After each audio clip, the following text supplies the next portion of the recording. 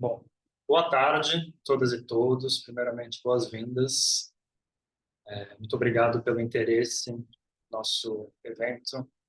A gente vai falar um pouco sobre o IIIF, que é a Estrutura Internacional de Interoperabilidade de Imagens. Esse nome, né, IIIF, são os três Is e o F. Em português, eu tenho tentado falar IIIF, ou 3IF, talvez, mas não temos uma tradução oficial ainda, então esse nome, por enquanto, fica em inglês. Então, IIIF é uma tecnologia que surge no contexto de museus, arquivos, bibliotecas, das instituições GLAM, como a gente chama, uma sigla também em inglês, né? Galleries, Libraries, Archives e Museums. Então, vai ser uma apresentação, assim, eu vou passar contextualizando antes da gente entrar no 3IF, tá? Então, perdão para quem é especialista na área, vou chover um pouco no molhado, citar termos que vocês já estão familiarizados, mas eu entendo que, enfim, o público tem vem de diversas áreas, diversas experiências, e nem todo mundo vai partir exatamente do mesmo ponto. Então, eu vou primeiro dar uma contextualizada, principalmente sobre os usos e os desafios que o 3DF se propõe a resolver, que nem sempre estão claros para todo mundo. Então, o universo do qual falaremos é o universo das coleções digitais. Né? Então, em determinado momento aí na história recente, né, os museus passam a digitalizar, museus, de novo, vou usar esses termos intercambiavelmente, então, museus, arquivos, bibliotecas, percebem a importância de digitalizar seus acervos por algumas razões. Uma é porque conforme a nossa vida se torna cada vez mais digital, na internet, nos computadores que a gente passa a fazer pesquisa. E, por outro lado, isso também, então, além, né, de facilitar o acesso, que é a missão principal desse tipo de instituição, além de preservar, claro, tornar acessível esses materiais, e justamente do ponto da preservação, uma vez que você digitaliza, você não precisa ficar mexendo naquele material com tanta frequência. Então, isso ajuda também na preservação desses materiais que, enfim, não podem ficar sendo manuseados com frequência, são delicados, dependendo da mídia, óbvio, tem alguns mais, outros menos, mas, de maneira geral, são coisas que ficam guardadas às sete chaves, mas que a ideia é que o público, os pesquisadores, os estudantes, os professores, possam ter acesso a esses documentos, a essas imagens, essas fotografias. E aí, quando a gente fala de digitalizar acervos, várias mídias diferentes viram imagens. Né? Elas já são visuais, a maioria delas. Mesmo textos, se você pensar, o texto é uma imagem, né, que tem os seus próprios códigos e tal, mas... Então, quando vou falar muito de imagem, e aí pensem em imagem desde mapas, fotografias, gravuras, pinturas, documentos textuais, filmes, tá? Então, não vou tocar exatamente em materiais audiovisuais, mas o 3IF incorpora eles também no seu funcionamento. Áudio é a grande exceção das imagens, porque, né, inclusive o nome 3IF é International Image Interoperability Framework. Então, é a estrutura de interoperabilidade de imagens, mas ela também trabalha com áudio, tá? Apesar de não ser o foco aqui da apresentação. Se alguém trabalhar com coleções de áudio, música, gravações, e aí áudio, né? Pode ser música e pode ser registro de espécies de aves ameaçadas, que também são catalogadas pelos seus cantos. Então, é um universo de mídias muito grande que, no final, a gente vai resumir como imagem.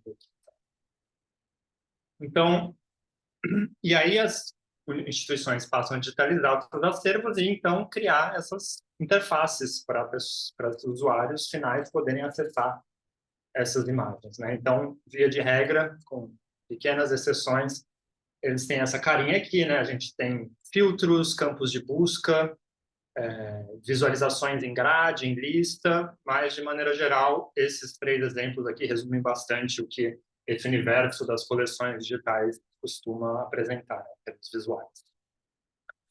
Então, vamos que começar a pensar um pouco os usos que nós fazemos dessas imagens, né? Então, que tipos, que situações que a gente se coloca ali diariamente, seja na pesquisa ou seja simplesmente na visualização, na fruição dessas imagens, né?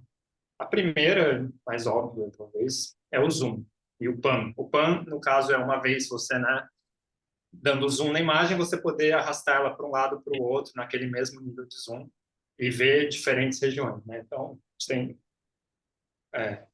ditados aí que dizem que a beleza está nos detalhes, né? Então, as imagens guardam muita informação nos detalhes, né? Então, você vê a imagem só na sua tela pode muitas vezes não ser suficiente para entrar, para absorver toda a informação que está ali. A gente vai estar trabalhando nas imagens como mídias portadoras de informação ou carregadoras de informação, né? Então, uma vez que a gente está ali interessado no item, no objeto, no quase como se fosse dados visuais, né? Então, e aí ver só a imagem na sua tela, isso muitas vezes não é suficiente. Então, aqui, se eu estou interessado no Palácio da Quinta da Boa Vista, aqui no Rio de Janeiro, essa imagem, na sua totalidade, o palácio está ali longe, né? É uma cena que contextualiza ele ali na paisagem da cidade e tal, mas você pode estar interessado em detalhes arquitetônicos, por exemplo, desse edifício. Então, dar zoom em imagens é um uso corriqueiro. E aí, óbvio que isso também vai depender muito da resolução com que esses objetos foram digitalizados. Nesse caso aqui, a gente tem uma imagem bastante generosa que está vindo do Instituto Moreira Salles, é um negativo de vidro, que, enfim, é uma mídia grande no seu original, então tem muito detalhe, muita informação visual, por isso que a gente consegue esse nível de aproximação. Não vai ser sempre o caso. Outro uso padrão. As imagens, por si só, podem dizer muitas coisas para quem conhece o que está ali representado, né? Mas esse pode não ser o caso, na verdade, não é o caso da maioria dos usuários, né? Então, as pessoas estão justamente ali para descobrir coisas que estão sendo mostradas nessas imagens. Então, via de regra, as imagens são compartilhadas com informações a respeito dela, que a gente vai chamar daqui para frente de metadados. Então, a gente vê aqui título, né? Vou passar aqui brevemente. A gente tem um título, a gente tem a instituição que está disponibilizando esse documento, nós temos uma descrição, a qual coleção ela pertence, quem fez essa imagem, quando ela foi feita, onde ela foi feita, enfim, onde, tanto em endereço quanto em mapa. Nós temos tags, né, que são, então, elementos, palavras-chave sobre essa imagem. Então, tem um universo aí de metadados que geralmente acompanham essas imagens e que são, às vezes, tão importantes. Então, tem aquele ditado, né, uma imagem vale mais que 1000 palavras.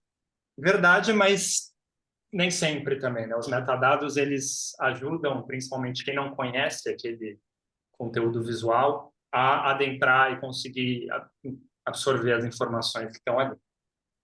Vocês veem, então, inclusive, que muitas vezes a área ocupada pelos metadados nessas interfaces de pesquisa são maiores que a própria imagem. Então, aqui, vocês veem toda essa página toda, ela é mais metadados do que imagem, porque a imagem sem os metadados fica um pouco, claro, né? Tem imagens e imagens, mas no contexto da pesquisa, ela deixa a desejar sem os seus respectivos metadados, né? Então, você não tem um contexto de criação, de autoria, de disponibilização, de uso daquela imagem. E aí, um outro metadado muito importante e corriqueiro são os usos, né? As licenças. Então, assim, temos jurisdições diferentes em cada país que tratam dos direitos autorais, que tratam do reuso de imagens. Então, se vocês forem pesquisar em arquivos, isso vai ser uma constante também, né? Quais são as condições de uso dessa imagem? Então, você quer ilustrar a sua pesquisa, você pode? Você precisa solicitar essa imagem para alguém? Essa imagem está em domínio público, ela tem direitos morais, ela tem direitos patrimoniais, enfim, é um universo jurídico aí que é resumido nessas licenças, né? Então, Creative Commons é uma delas, e aí, então, o nosso próximo slide, que é justamente as licenças, os direitos e as explorações. Então, quem você deve acreditar que você reutilizar essa imagem? quais são os termos de uso, você pode reutilizar ou não, você tem que pagar alguém, enfim. E aí, então, esse continua ali dentro do guarda-chuva dos metadados, mas é um metadado específico que tem todo um universo de discussão, de leis ao redor dele. Bom, imagens também podem ser anotadas, aí, com perdão do uso da rede social aqui, já um pouco caindo em desuso, mas eu achei que era um exemplo bastante universal para a gente começar a pensar nas anotações, né? Então, o uso clássico de anotação é você marcar pessoas numa foto. E aí, então, o que você está fazendo? Você está pegando uma região da foto, né, esse quadradinho branco, e associando ele com algum outro conteúdo que não é essa foto. No caso, um link para o perfil daquela pessoa retratada. Então, acho que esse é um caso que todo mundo já viu na vida e consegue se relacionar, que é, então, marcar pessoas numa foto, e aí não é só marcar o nome da pessoa, pode ser, mas pode ser marcar um Sim. conteúdo Você tá externo. comigo? Vou pedir para vocês fecharem o Bom, microfone, eu vou por favor. assistir até 2h29, aí eu desço. É que olha, Então, a gente não está só associando um texto, não é só o nome da pessoa, mas a gente está associando um link nessa região da imagem para uma outra página na web, que é o perfil dessa pessoa retratada. Isso é um caso de anotação. Mas e, por exemplo, se a gente está falando de um documento em outra língua? As anotações também servem, por exemplo, nesse caso, voltando aqui para o universo da pesquisa, para guardar transcrições e traduções de conteúdos, no caso textuais, né? Então, aqui, isso é uma anotação parecida, né, com a anterior que a gente viu, uma região da imagem que está sendo destacada e associada a um conteúdo textual, no caso aqui, uma transcrição e tradução desse texto em árabe. Então, essa imagem antes só fazia sentido para quem fala árabe, e a partir do momento que a gente pode anotar ela, transcrever esse texto, traduzir esse texto, a aplicação dela, o uso dela cresce exponencialmente, né, para todo o universo de pessoas que não falam árabe, mas falam, por exemplo, inglês. E aí, obviamente, podemos falar sobre se é inglês, obviamente é a língua mais o padrão internacional, mas podem fazer um exercício de imaginação que poderia ser uma tradução para o português, por exemplo.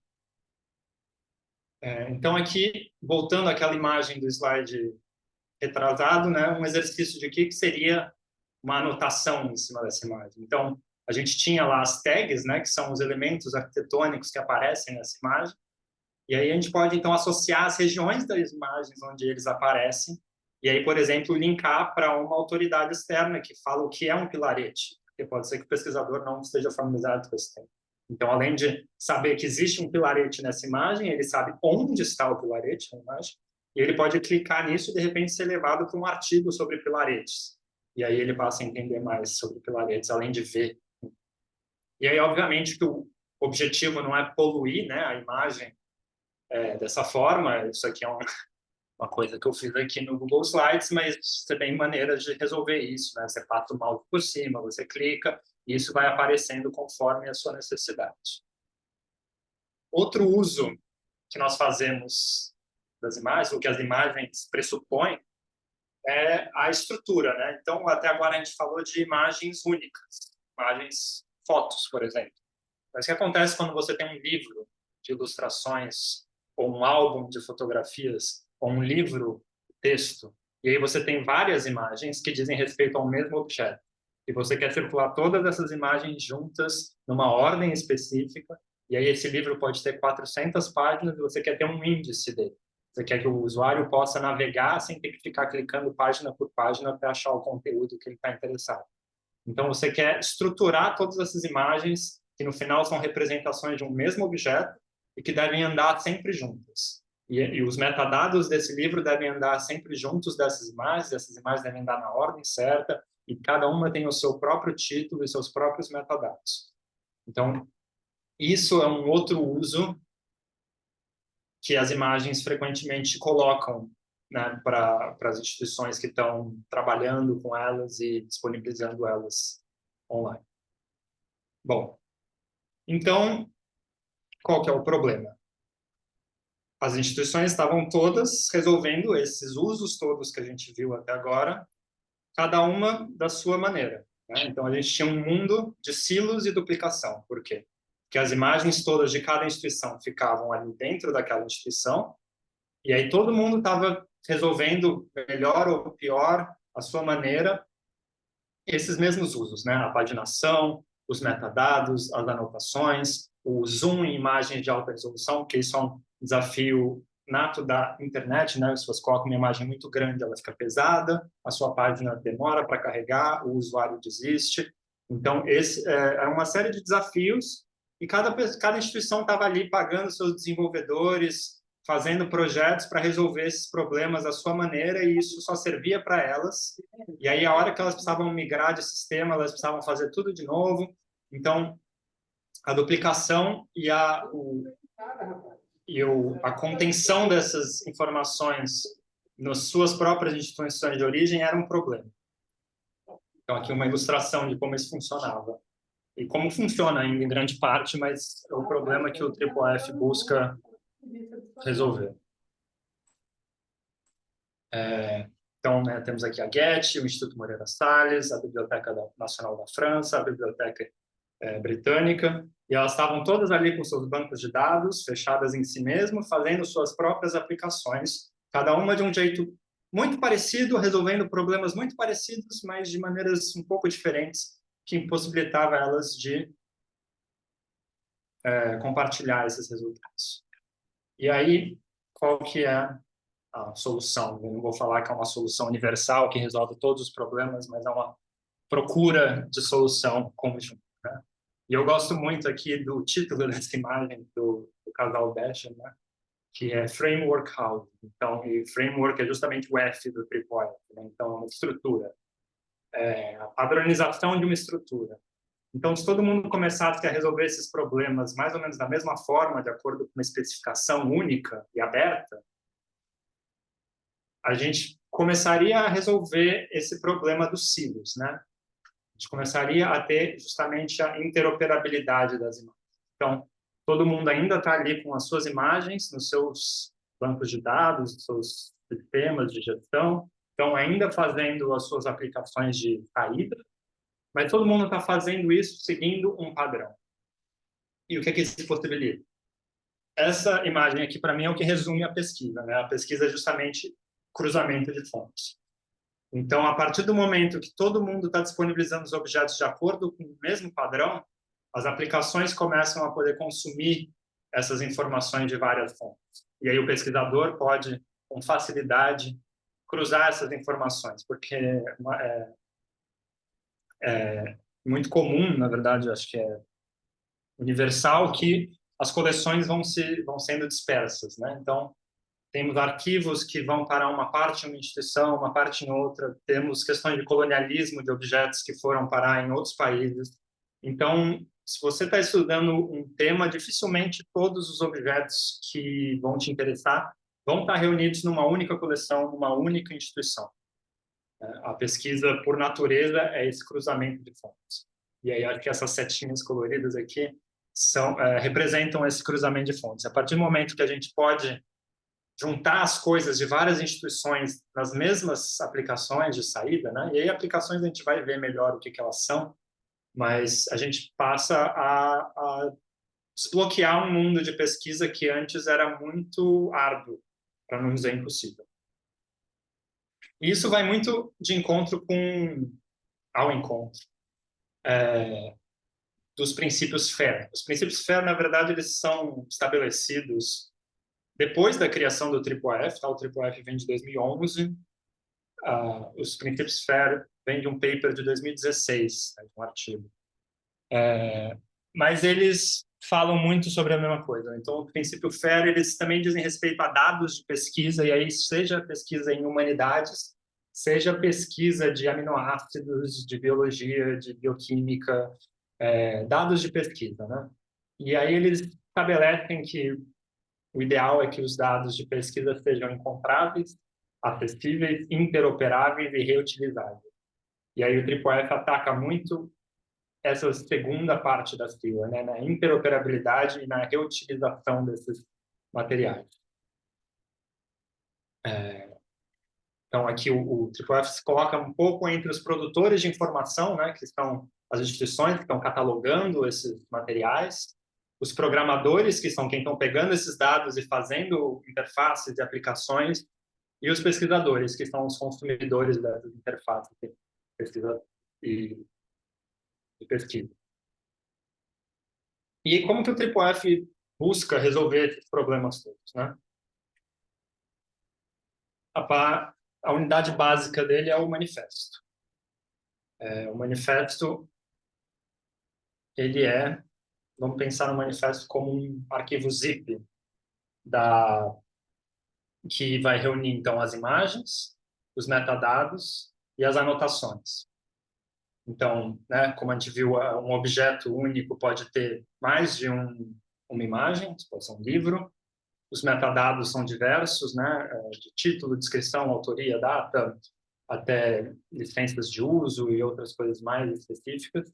E anotações são esses conteúdos que são associados ou a uma região da imagem ou à imagem inteira, são conteúdos externos, são contextualizações, esclarecimentos, comentários, todo tipo de informação que a gente quer veicular junto das imagens para enriquecer o entendimento daquele conteúdo.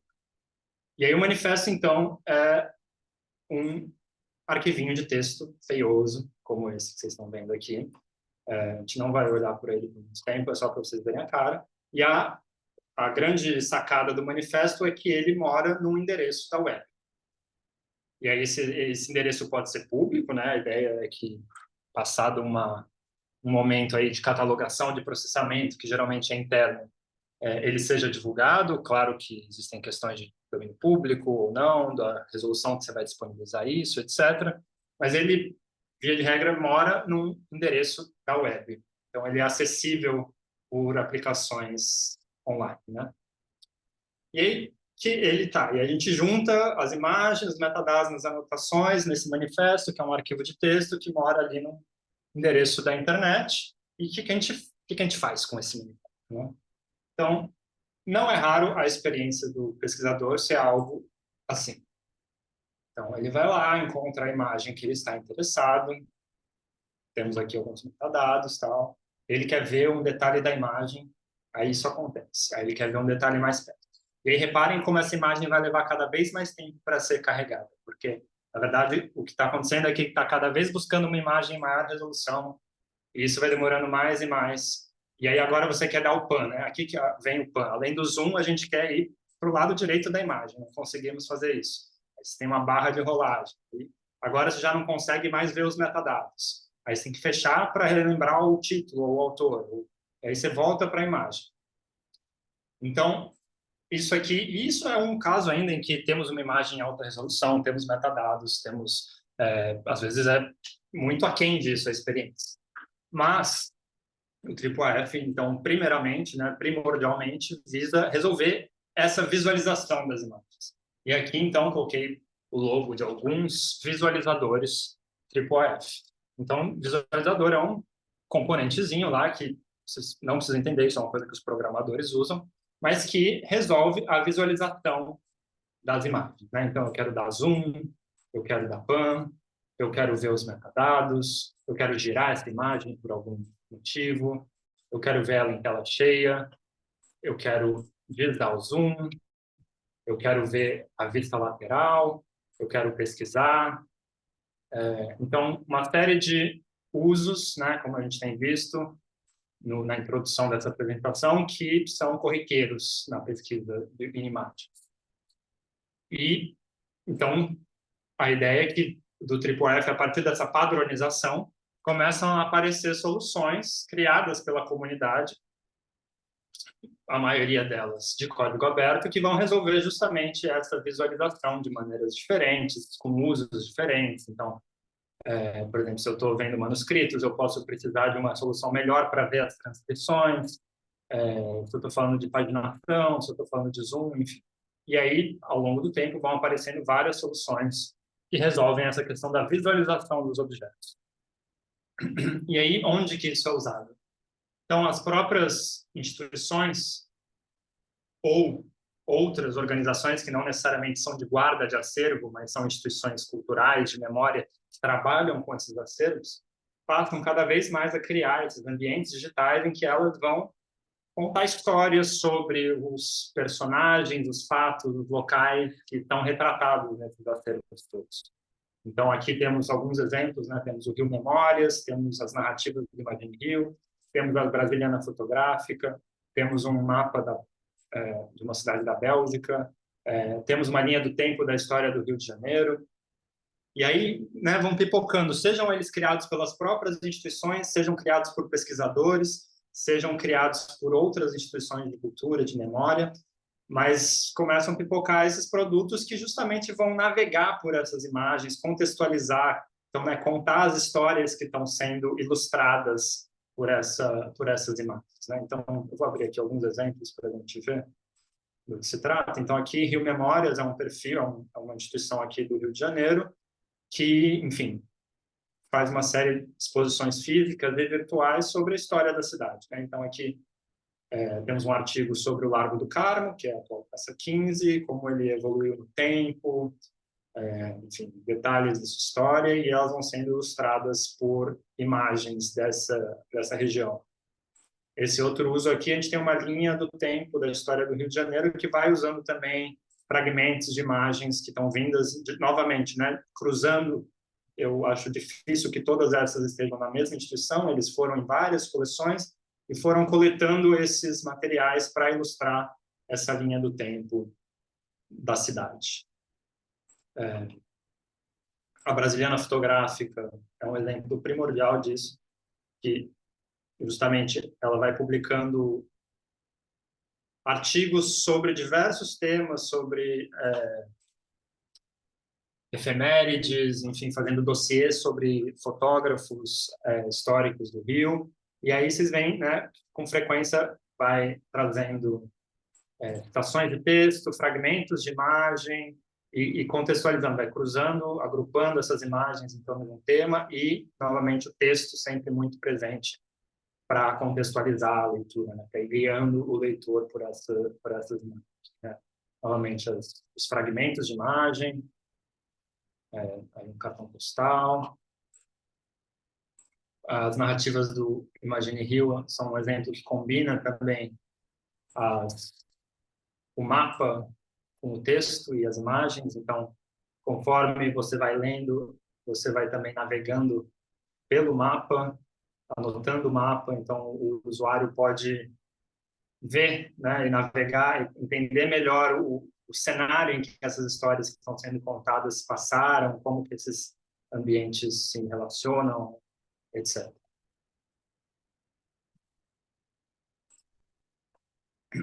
Bom, então aqui voltando para o Rio Memórias, né, outro uso que é um pouco parecido com esse que eu mostrei, mas aqui o foco é a imagem em si, então a navegação guiada, né? Então aqui é um post no Instagram deles, em que eles pegam uma imagem e comentam essa imagem. E aí é um carrossel que eles vão fazendo recortes dessa imagem e comentando detalhes. Então eles comentam a grafia nas letreiros dos estabelecimentos, né? Por exemplo, açúcar com 2 S's, depois vão comentando as vestimentas, vão fazendo uma análise da imagem em si. Então, não é mais a imagem ilustrando um texto, é quase um texto ilustrando a imagem.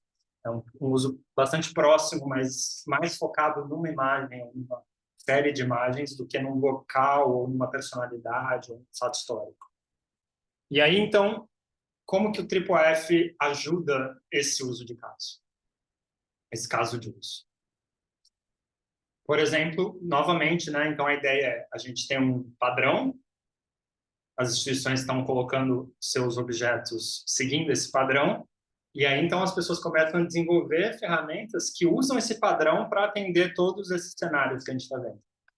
Então, aqui a gente tem uma navegação guiada, muito ao estilo do que a gente viu agora, né, de pegar regiões da imagem e contextualizando, esclarecendo, comentando, só que com uma navegação mais aprimorada, digamos assim. Então, aqui a gente começa com um retrato da Jane Austen, então esse é um conteúdo, um post, digamos assim, que fala sobre a vida e obra dela, e aí a gente vai justamente navegando por essa imagem, vendo detalhes,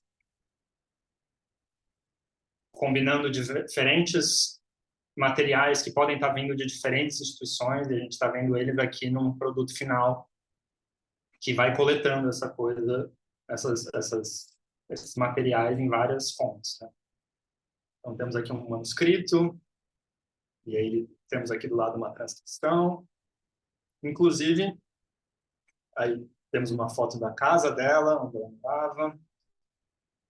E aí, em algum momento, a gente chega, inclusive, num objeto tridimensional, que também é algo que o TripleF está cada vez mais abraçando, né? Ainda em trabalho em progresso, em andamento, mas já permite a gente também trabalhar com objetos tridimensionais nessa especificação. Então, vocês vejam que a gente reuniu uma gravura, uma fotografia, páginas de manuscritos, e aí um objeto, uma reprodução não, é um representante digital dessa escrivaninha dela, que foi parar na Biblioteca Britânica. E aí a gente volta para uma outra fotografia, enfim.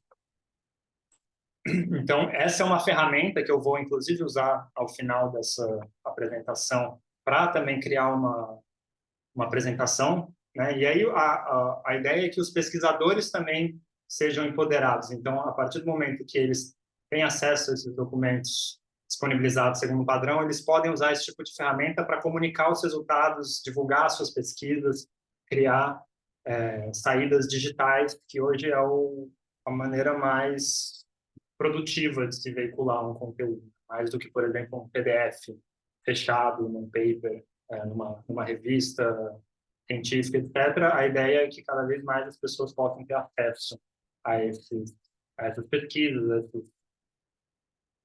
trabalhos que são desenvolvidos. Outro uso, criação de site.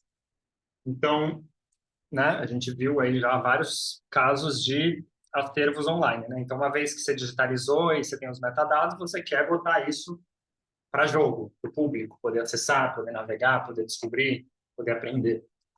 E aí, por exemplo, aqui temos um exemplo de um site que foi criado inteiro em, sei lá, questão de 15 minutos, talvez, porque existia uma coleção AAAF com todos esses objetos, né? Então, eu fiz esse site aqui, tá? Então, assim, o que eu fiz? Eu peguei essas imagens, esses metadados, eu formatei eles de acordo com a especificação, e aí eu peguei um projeto que já existe, que é de código aberto, como a maioria das coisas desenvolvidas nesse contexto AAAF,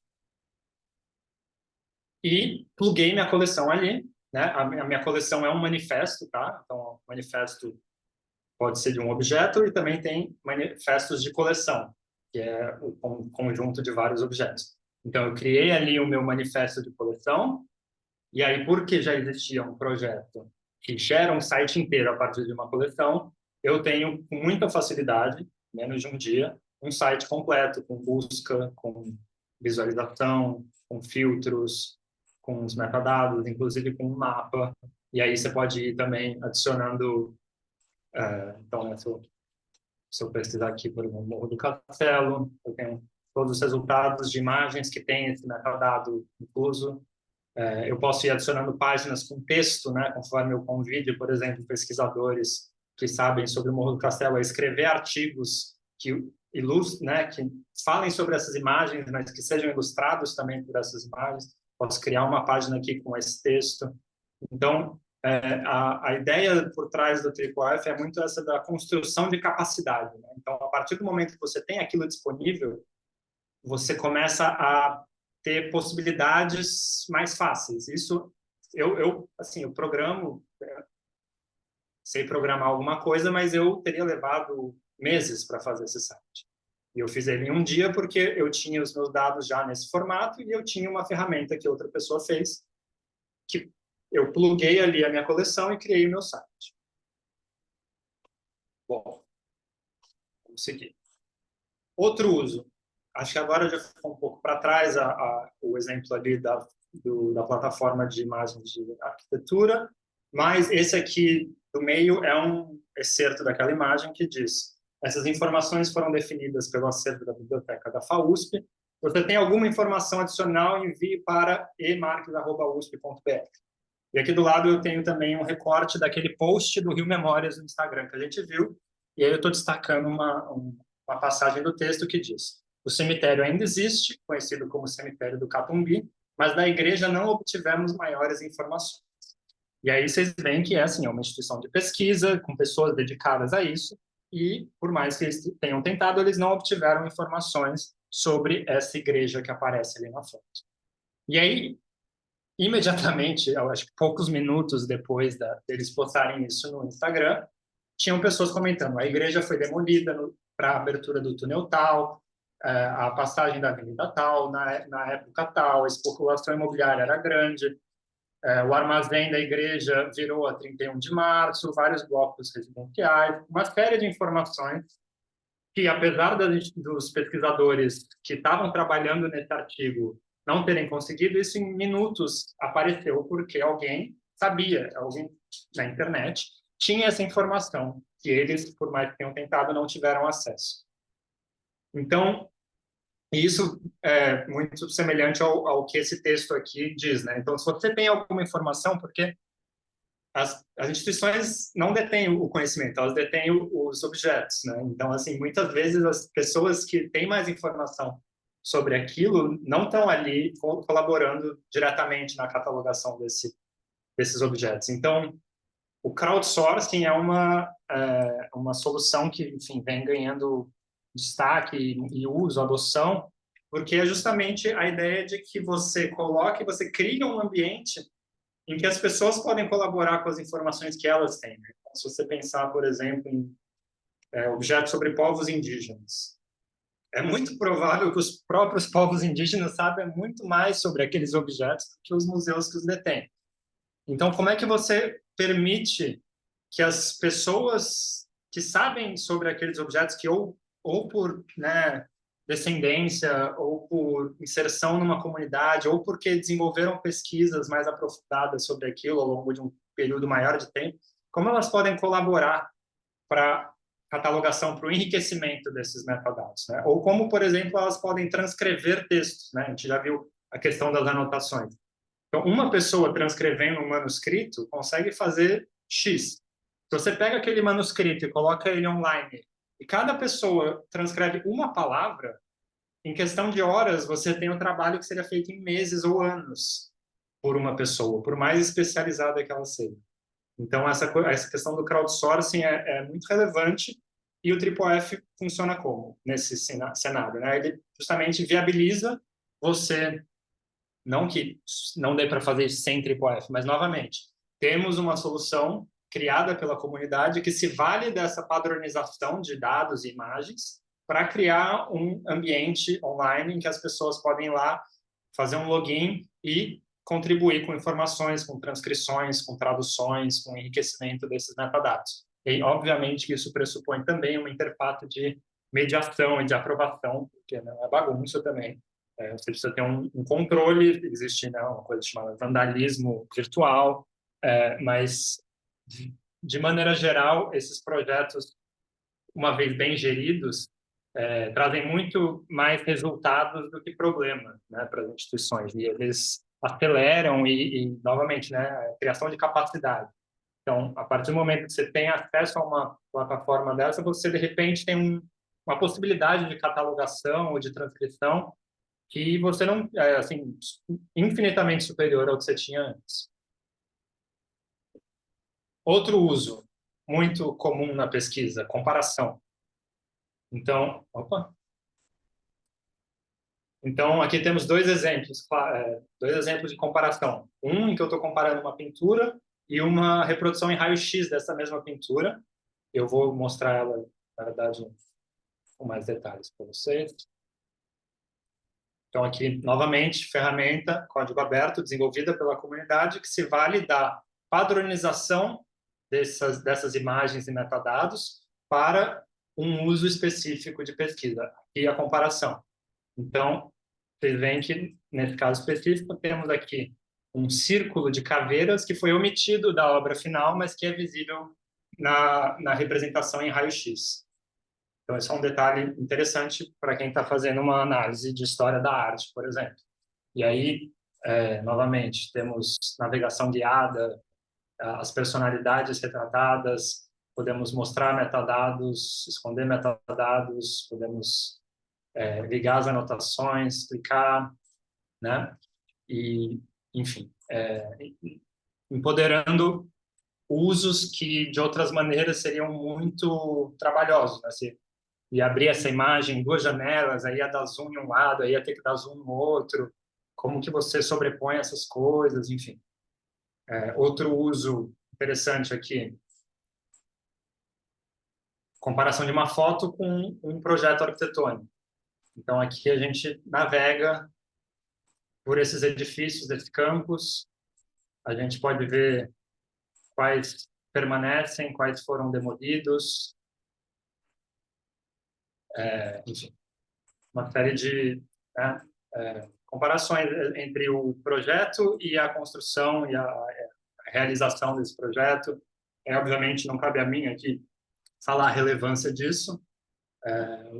Os pesquisadores, eu acredito, entendem muito qual que é são eles que, no final, estão fazendo esses usos, né? O Triple-F, ele nasce justamente para viabilizar, facilitar esses usos tão comuns com a imagem.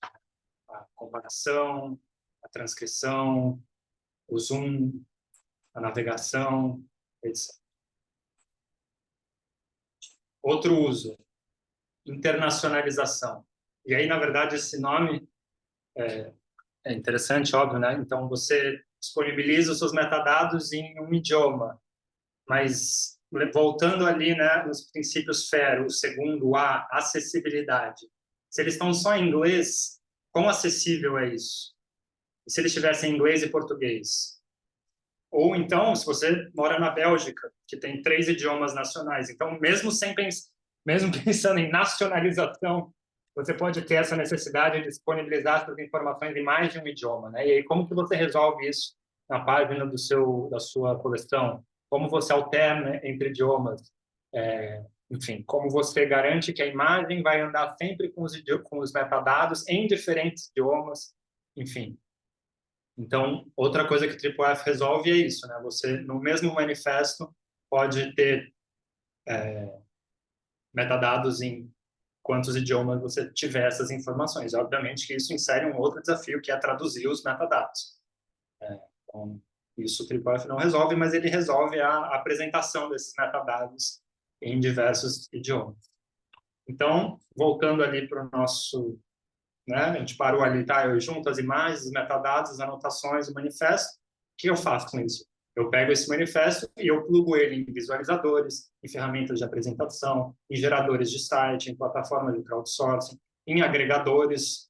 Então, a Europeana, que eu vou usar daqui a pouco como exemplo, é um agregador. Então, na Europa temos N sites de coleções digitais. A Europeana surge para reunir no mesmo ambiente a busca em todos esses arquivos. Então, em vez de procurar em arquivo por arquivo, você procura num agregador que está lá rodando todos esses arquivos e juntando tudo numa mesma plataforma de busca. E agora nós temos, na verdade, a Brasiliana Museus, que é um agregador brasileiro. Então, é um projeto ainda jovem, mas que já tem vários museus adotando, que justamente faz isso. Então, né, a Brasiliana é um portal que está reunindo arquivos, acervos de diversos museus, e aí você aqui na busca ou nas curadorias pode navegar por objetos de várias instituições, porque, de novo, a graça da pesquisa é o cruzamento, não é ficar em um único arquivo. Então, quanto mais essas coisas conversarem entre si, mais fundo a pesquisa pode ir, mais fácil a pesquisa vai ser. Enfim, melhor para as instituições, que passam a ter mais acesso, passam a ter mais interesse, melhor para os pesquisadores, que conseguem desenvolver suas pesquisas com mais facilidade. E citei aqui até jogos, porque é uma curiosidade. Não sei se vocês conhecem um jogo chamado Animal Crossing, e aí a Get fez Fundação Get, uma instituição lá de Los Angeles, fez uma aplicação em que você pode importar. O Animal Crossing é meio um The Sims, assim, você cria a sua casinha, a sua ilha ali, E aí você pode, então, importar obras de arte para decorar a sua ilha. E aí você tem um manifesto TripleF, você pode, inclusive, pegar qualquer coisa que esteja disponibilizada nesse formato e importar no jogo. Isso é uma curiosidade, mas para mostrar, né, o espectro de utilizações que estão feitas. Então, aqui um pequeno resumo. Então, TripleF, para os pesquisadores, o que ele ajuda? Ele ajuda eles a cruzarem fontes, compararem, reunirem objetos de diferentes fontes, acessando os metadados e as anotações com facilidade. Permite o acesso direto aos objetos em alta resolução, né? Então, até pouco tempo atrás, ou ainda em muitos lugares, o pesquisador precisava fazer uma solicitação, precisava mandar um e-mail, precisava pagar uma taxa, precisava receber um arquivo em TIFF que ele ia gerir no computador dele, ocupar o espaço de disco dele. Ele ia ter que copiar os metadados, jogar numa planilha. O Tripwire surge para juntar tudo isso e permitir para facilitar esse dia a dia de pesquisa, né, que era bastante trabalhoso e ainda é em muitos cenários. Os pesquisadores também se valem das ferramentas de apresentação sofisticadas para divulgar publicamente seus resultados de pesquisa, né? Então, eles podem criar produtos digitais que são compartilháveis, que são incorporáveis. Então, eles deixam de estar restritos a um PDF e passam a poder publicar projetos na web, né? Que são acessíveis por qualquer pessoa conectada. E as instituições, por outro lado, ampliam e enriquecem a difusão de suas coleções, que é o interesse principal das instituições, daquelas instituições, que seus acervos sejam vistos, sejam acessados, sejam conhecidos. Elas garantem que esses representantes digitais, né, então, quando você digitaliza um objeto, a imagem dele ou as imagens, no caso de um livro, por exemplo, são os representantes digitais. Então, eles antes, né, essa coisa, a imagem era uma coisa, os metadados eram outras, você precisava ficar cruzando isso de maneiras, enfim, gambiarras. E agora você adotando o TripleF, você garante que a pessoa tendo o manifesto, ela tem tudo de uma vez. Ela tem a imagem, as imagens, ela tem os créditos, ela tem a citação, né? Então, se ela for usar aquilo naquela pesquisa, o que ela tem que colocar na bibliografia, etc. E também se beneficiam das soluções de código aberto que são criadas. Então, se a instituição antes precisava resolver o zoom em uma imagem de 9.000 pixels na internet, agora ela pega um visualizador que já está pronto, coloca esse visualizador no seu site e pronto, economizou um investimento e meses de implementação de um uso que outras N instituições também têm, problema que é compartilhado e que já existem soluções também compartilhadas. Então, elas podem reduzir custos e tempo viabilizando coisas que anteriormente seriam um trave, né? Às vezes deixariam de fazer algo por questões de custo e tempo. Aqui um pequeno retrato não exaustivo do universo TripleF. Então, isso aqui é uma visualização de tudo que está no Wikidata, que é um banco de dados aberto, né? Parte do projeto dos projetos Wikimedia, que é conhecida principalmente pela Wikipédia. Então, Wikidata é como se fosse uma Wikipédia de dados só, entendeu? Então, metadados, no caso.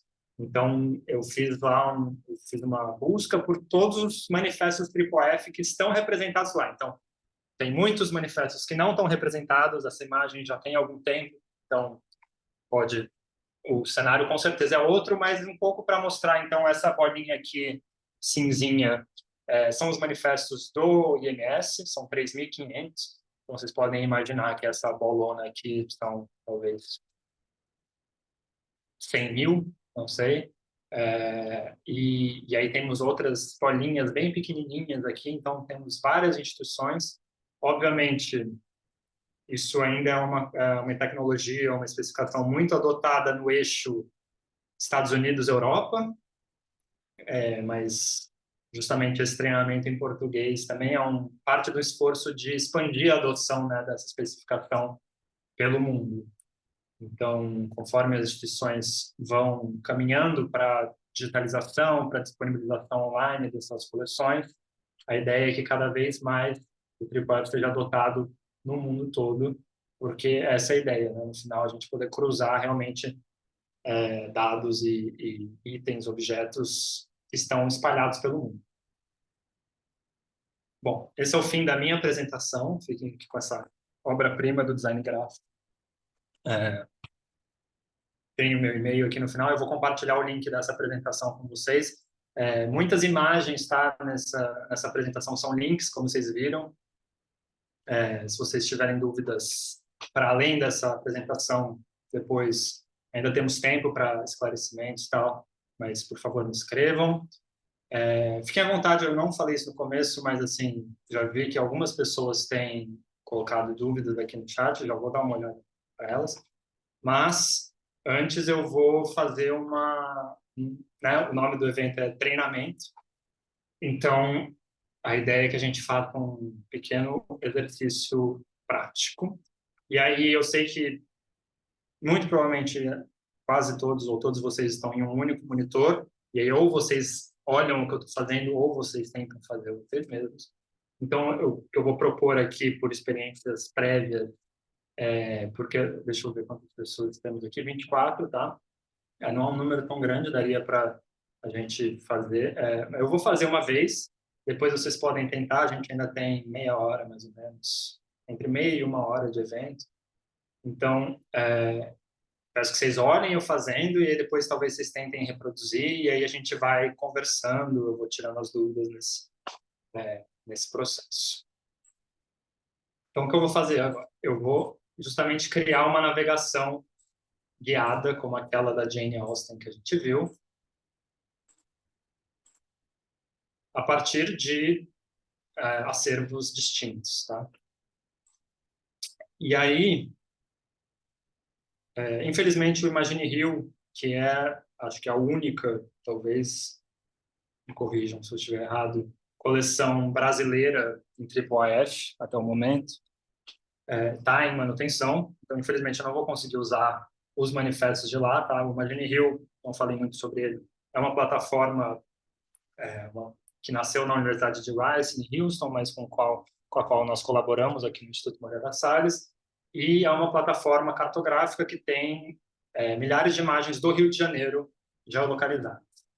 E lá a gente usa essa ferramenta, a tecnologia do POF, né?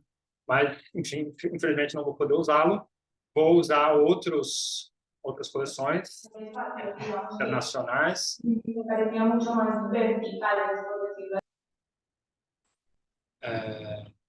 Mas vai dar para entender também um pouco o processo. Então, a ferramenta que eu vou usar é o Exhibit SEO, que é uma ferramenta de navegação guiada, né? Exhibit é uma exposição. Tá? Então, esses termos também são usados assim com diferentes exposições virtuais, navegações guiadas. Às vezes eles dizem respeito à mesma coisa, às vezes não. Mas, de maneira geral, são esses produtos digitais que navegam e contextualizam, explicam, comentam objetos de patrimônio cultural. Então, aqui vocês veem a Jane Austen, né, o exemplo que eu mostrei. Eu vou criar um novo aqui. Temos alguns templates, então eu posso fazer um quiz, né? Então, isso é uma coisa que esses perfis no Instagram, que nem o Rio Memórias que eu mostrei, fazem muito. Tem um outro aqui no Rio que chama o Rio Antigo, e toda semana eles fazem um teste em que eles colocam uma imagem histórica do Rio e as pessoas têm que adivinhar não, né? Descobrir onde é. E isso, assim, é um sucesso, né? Então, para além de falar de acervos e tal, essa questão de engajamento é uma coisa que, né, tem se falado muito no universo das redes. Então, essa possibilidade de interação do usuário, seja por mais seja um uso simples como um quiz, isso faz diferença, né, na experiência do usuário. Então, temos aqui um quiz, não vai ser o que eu vou usar. Temos a versão de slides, o scroll, que o texto fica fixo aqui na lateral, e o quiosque é que fica um vídeo em loop, que é feito justamente, você tem uma exposição física, mas você quer mostrar uma narrativa, contar uma história, e aí você tem uma tela e aquilo fica em loop para os visitantes. Eu vou aqui no slides, tá? Que é o padrão, e aqui eu vou falar sobre a história do Palácio Monroe. Bom, para quem não conhece, o Palácio Monroe era o edifício do Senado brasileiro até a criação de Brasília. Ele foi demolido porque o Lúcio Costa considerou que ele não tinha valor arquitetônico, assim como muitas outras obras neoclássicas ou ecléticas aqui no Brasil. Enfim, não vou entrar no mérito da razão ou falta de razão dele, mas a verdade é que esse edifício foi demolido e, curiosamente, esse edifício não nasceu no Brasil, ele nasceu em outro lugar, e eu vou mostrar isso para vocês. Então, eu sou o autor.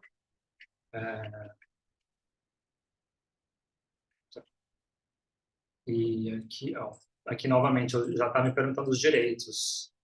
Então, eu vou falar que as pessoas podem usar. Isso aqui também é só um texto, né, que eu posso preencher, mas a ideia é que isso fosse um link para uma licença, porque outra coisa que é padronizada são as licenças, né? Então, também as instituições todas têm o mesmo problema de licença, então criaram-se soluções para que todas elas apontem para o mesmo lugar e que esses lugares garantam a informação de reuso e tal. Bom, eu vou permitir a duplicação, concordar com os termos. Isso aqui fui para esse lado e construção. Bom, então eu entrei aqui na minha interface de edição do Exhibit. E aí a primeira coisa que ele fala é, por favor, adicione um item. E aí, gente, para quem não fala inglês, tá? As traduções automáticas do Google já estão razoavelmente boas.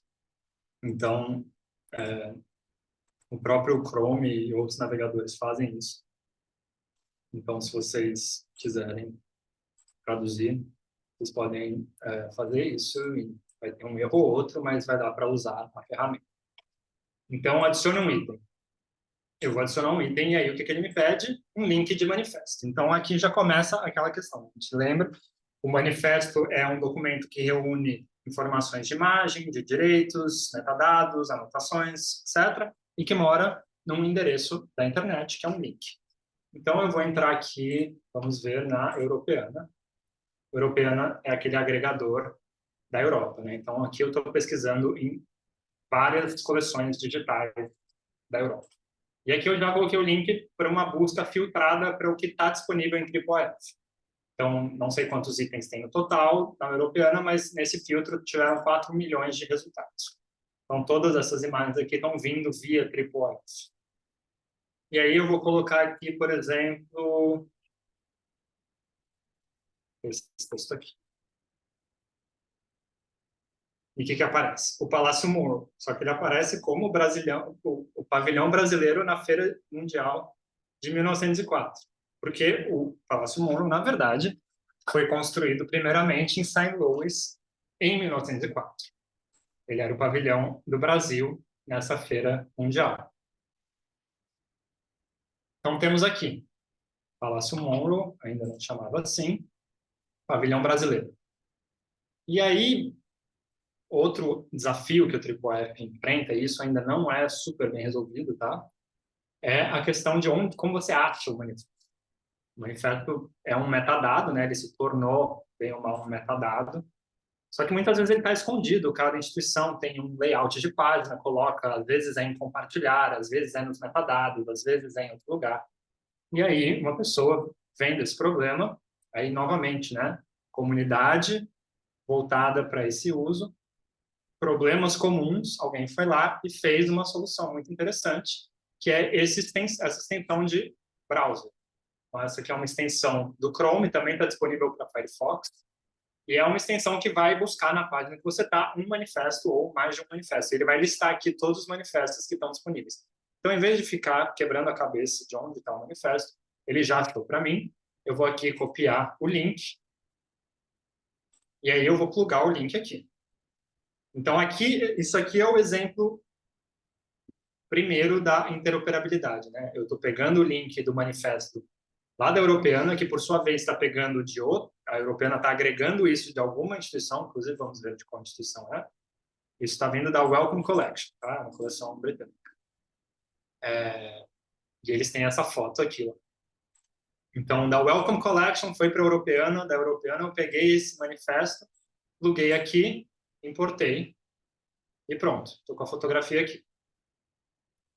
Na verdade, eu quero começar contextualizando isso, porque o usuário ele não vai saber sobre a Feira de São Luís. Então, eu vou entrar em outra coleção. Vamos, por exemplo, ver a Biblioteca do Congresso.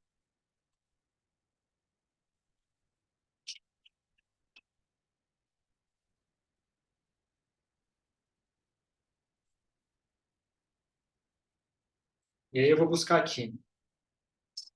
St. Louis, 1900.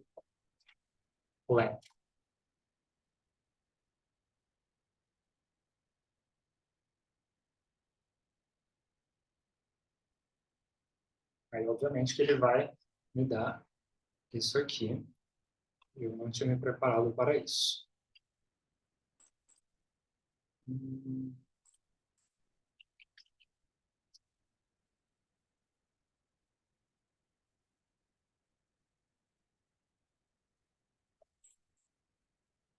que resolveu.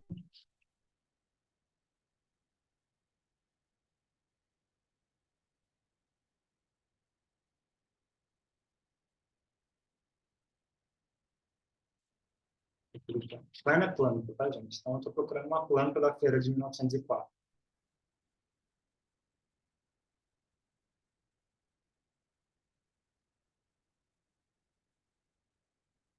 Não achei que eu estava procurando. Bom, na verdade, achei, né? Essa primeira já é uma. Vamos ver se ela está disponível.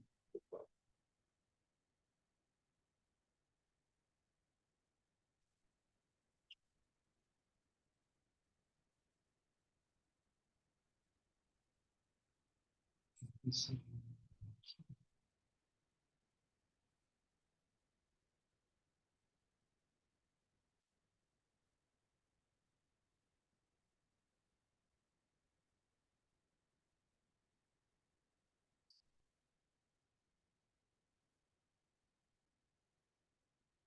Bom,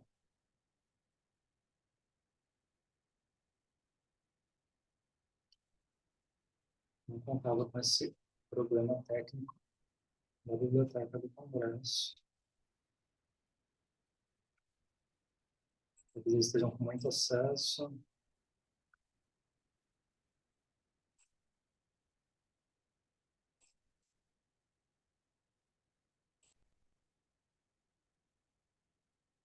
Bom, tá. Eu já tinha feito isso, tá? Disclaimer, isso aqui é altamente ensaiado, então eu já tenho o link aqui. Espero que funcione.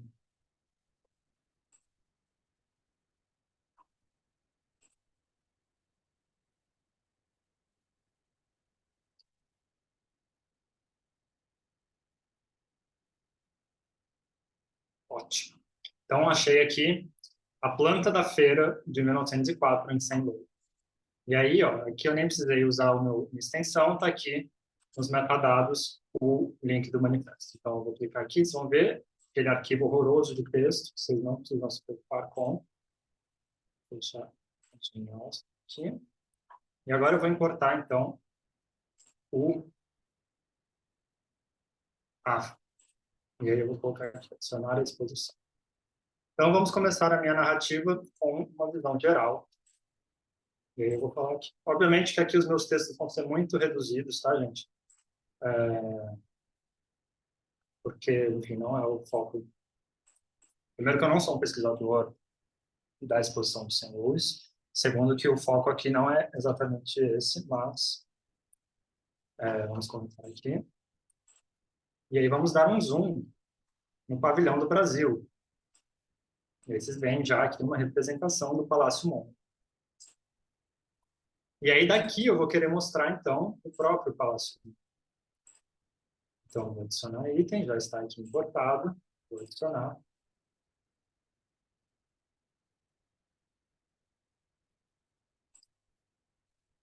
Do zoom. Eu vou para a foto. Opa.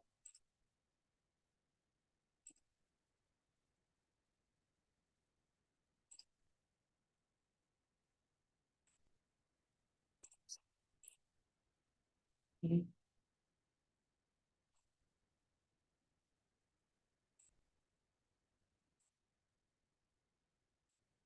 aí eu vou dar um zoom aqui, falar aqui a entrada.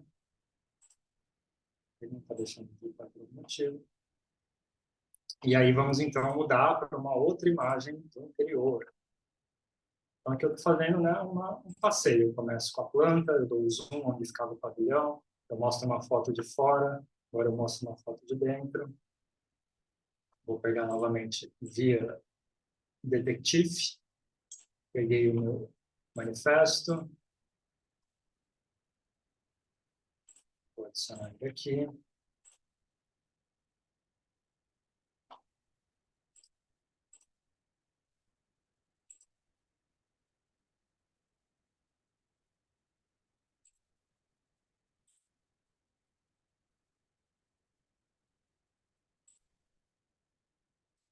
E por fim, então, já pegamos coisas da biblioteca do Congresso americano, pegamos coisas da europeana, e agora eu vou no Internet Archive. O Internet Archive é um projeto muito interessante.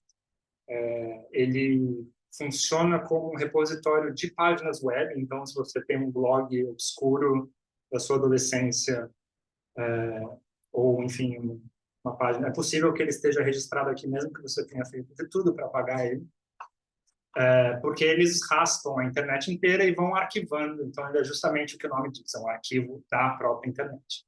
E ele também tem, enfim, não só páginas da web, como livros que estão em domínio público, vídeos, filmes, áudio, software. Então, se você tem um joguinho do final dos anos 80 que você gostava muito, é possível que você ache ele arquivado aqui para você poder relembrar essas memórias e imagens, né? E aí aqui eu vou então procurar, já anunciou aqui que eu fiz essa busca antes, Palácio Monroe, e nós vamos ter, se correr bem, um resultado. E esse resultado está vindo do Instituto Moreira Salles, como vocês vão ver muito breve. Então aqui, vocês reconhecem que é o mesmo edifício que a gente está vendo aqui, né? Só que aqui ele já foi reconstruído na Praça Gandhi, que na época não chamava Praça Gandhi, aqui na Cinelândia. Bom, para o Internet Archive tem um pouquinho de um trabalhinho, e aí eu vou me valer do guia.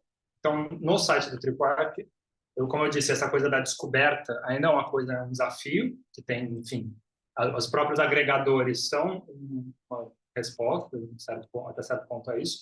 Essa extensão aqui é uma resposta muito direta a esse problema de como encontrar esses recursos. Né?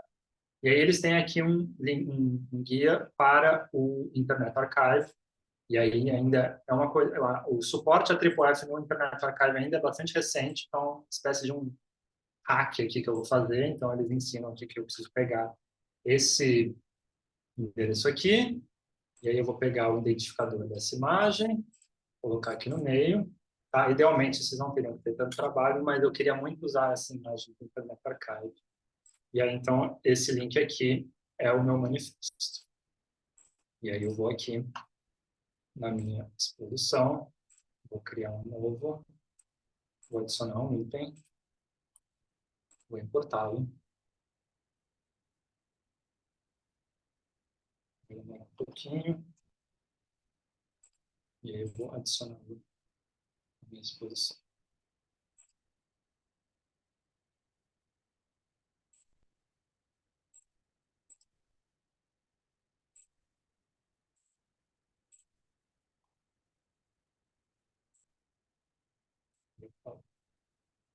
Não sei porque ele não está me deixando digitar. Estranho. Mas, enfim, eu falaria o Palácio Monroe reconstruído no Rio de Janeiro, por exemplo. E aí, então, por fim, temos aqui uma navegação que está juntando objetos da Wellcome Collection, Biblioteca do Congresso Americano e Internet Archive, que, por sua vez, está puxando do Instituto Moreira Salles. Temos uma navegação por áreas da imagem, por diferentes imagens, por vistas externas e internas, por diferentes tipos de documento, né? Então, você tem aqui um erro na ordem. Então, a gente tem mapas, a gente tem fotografias, a gente poderia ter um desenho arquitetônico desse edifício, se estivesse disponível em algum lugar. Então, uma ideia, e obviamente aqui, por alguma questão, não consegui escrever o texto, mas a ideia é que vocês vão comentando, contextualizando e, enfim, comunicando a pesquisa, que no fato é o assunto principal aqui, as imagens, elas estão aqui para serem acompanhadas, contextualizadas, comentadas, etc. Então, por fim, antes da gente talvez tentar fazer algo parecido, cada um, eu vou mostrar o Mirador. O Mirador é um recurso muito interessante para experimentar com Triple F, é uma demonstração. Então, o Mirador é um daqueles visualizadores que eu falei. Então, ele é um pedacinho, um código, um componente que os desenvolvedores de sites, de arquivos, podem usar para resolver a visualização das imagens. Só que eles têm essa página aqui que é justamente um playground, digamos assim. Então, eles têm alguns documentos de exemplo, e aí vocês veem que tem temos de pintura de Van Gogh, a ilustrações indianas, temos manuscritos medievais, temos plantas arquitetônicas, né? Então, para documentos grandes, essa coisa do zoom é imprescindível, né? Porque se você disponibiliza essa imagem aqui e nada para um pesquisador de arquitetura é a mesma coisa. Você não consegue nem ler o nome dos cômodos. Então, o zoom e o pan, então aqui, uma vez com o zoom, a gente poder ir para lá e para cá na imagem. Temos aqui os metadados. Então, o Mirador aqui, esse playground é muito interessante para ver os usos, né? Temos aqui, por exemplo, um livro que também foi transcrito. Na verdade, não foi transcrito manualmente, o texto foi detectado, tá? É OCR, vocês conhecem, é uma tecnologia de detecção de texto datilografado ou impresso. E aí, por ele também ter um serviço de busca, que o TripleF também prevê, não é imprescindível, essencial ou obrigatório, mas é uma possibilidade que você implemente a busca dentro do manifesto. Então, eu tenho um livro de 109 páginas e aí procurei todas as ocorrências da palavra inverno ao longo dessa história sobre a Iugoslávia. E aí aqui também é interessante o uso como comparação, né? Então aqui como banco de trabalho do pesquisador. Então, supondo que esses manuscritos sejam do mesmo texto, mas de épocas diferentes ou em línguas diferentes, você esteja fazendo uma comparação sobre a edição, sobre o layout, sobre a conservação, enfim. Aí, obviamente, os pesquisadores que vão saber os casos, os cenários, os usos, mas é frequente a necessidade de você ter que colocar coisas lado a lado, né? E dar zoom e comparar, e etc. E aí você quer ver o título, aí você pode esconder o título de novo, você pode ver em tela cheia, você pode voltar. Então, esse lugar aqui. E aí é interessante também para coletar alguns manifestos de exemplo. Então, o Mirador sempre vai ter entre os metadados o próprio manifesto que está sendo mostrado. Então, aqui nesse último caso, e aí, por exemplo, se eu pegar esse link e jogar em outro visualizador, eu vou ver esse mesmo objeto. Aí temos outros links, temos um link para baixar isso como PDF, que às vezes é isso que você precisa no final. Enfim, diferentes tipos de metadados, os direitos, o logo da instituição,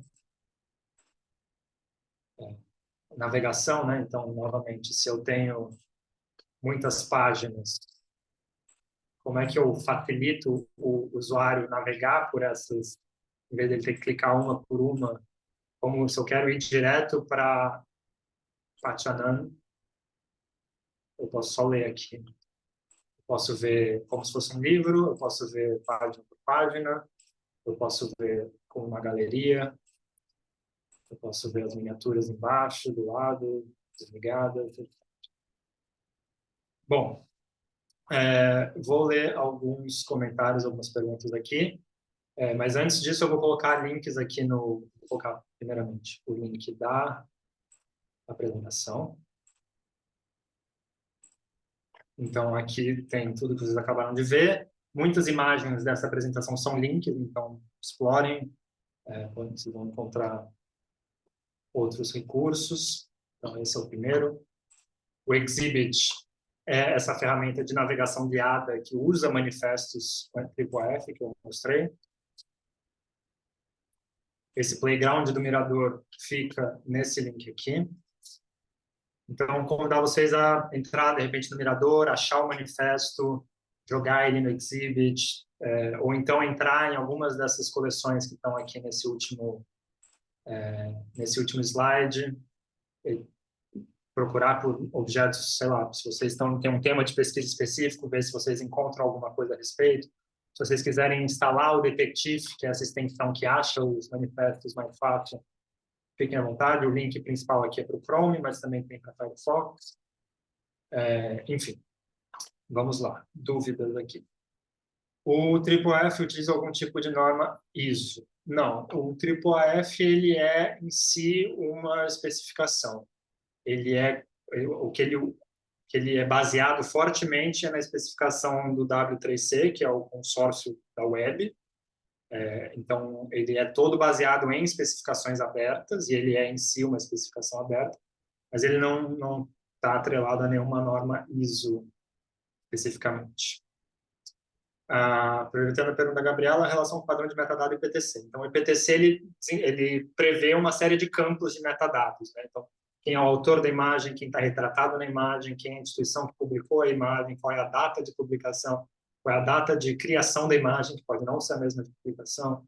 Então, assim, uma série de metadados. Esses metadados podem entrar na seção de metadados do manifesto IIIF. O IIIF não exige que você trabalhe ou com IPTC, ou com Dublin Core, ou com o modelo de dados da Europeana. Ele permite que você coloque qualquer vocabulário, qualquer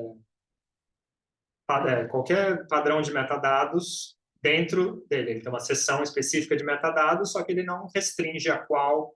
Né? Então, tem uma coisa aqui, uma frase que eu gosto de usar muito, que uma pesquisadora, agora eu não me recordo o nome disso, em alguma conferência, que é: padrões são que nem escovas de dente.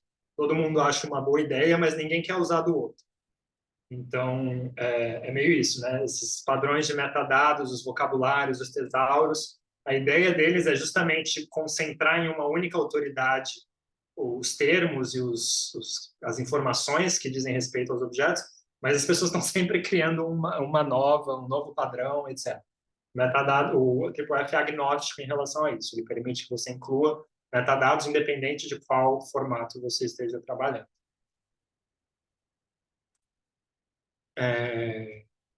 Bom, agora como a gente encerrou já a parte mais de apresentação, se vocês quiserem fazer perguntas falando, fiquem à vontade, levantar a mão, ou se tiverem dúvidas, estiverem tentando fazer um pouco esse caminho de achar os manifestos, estiverem com dúvidas.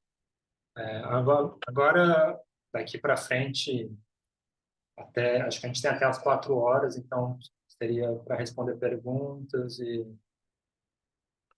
existe algum app que cria manifesto de mimagem. Então, para criar manifesto, né, isso geralmente fica do lado das instituições, né? Então, é uma coisa que você vai fazer em lote, você não vai justamente para 1000 imagens de uma vez, não vai fazer manualmente. Então, existem bibliotecas de código, de JavaScript, de Python, de Java, de Ruby, que vão pegar dados, sejam eles, pode ser uma planilha do Excel, pode ser uma base de dados, pode ser, enfim, o que for, XML. E aí existem bibliotecas que são criadas com a criação de manifestos em mente. Então, existe o que eu posso sugerir como um app para criar manifestos não é uma solução, que eu diria, de larga escala, mas existe uma ferramentinha muito simpática chamada Trope. E aí saímos um pouco do universo necessariamente IIIF, mas ainda no universo da pesquisa. Então, o Trope, coloquei o link no chat, é uma ferramenta de gestão de pontos de pesquisa. Então, por exemplo, você foi lá pessoalmente no arquivo, como faziam os astecas, e tirou foto de um monte de documentos. E aí você precisa gerir isso. E isso está no seu computador, E aí tem os metadados, tem os títulos, tal, e aí você precisa gerir isso. O Trope é uma ferramenta super leve, traduzida para vários idiomas, entre eles o português, que você baixa e é como se fosse um sistema de gestão no seu computador. E aí você vai poder importar suas fotos e escrever elas, anotar elas, inclusive, tem a funcionalidade de anotação lá também. E aí vou puxar um pouco a sardinha, existe um plugin para o Trope, que eu fiz, que é o Tropify. O Tropify vai pegar o seu projeto de Trope e exportar manifestos TripleF. Ele vai exportar os seus manifestos no que a gente chama de level 0. Level 0 é a implementação mais básica, é uma implementação estática que a gente chama.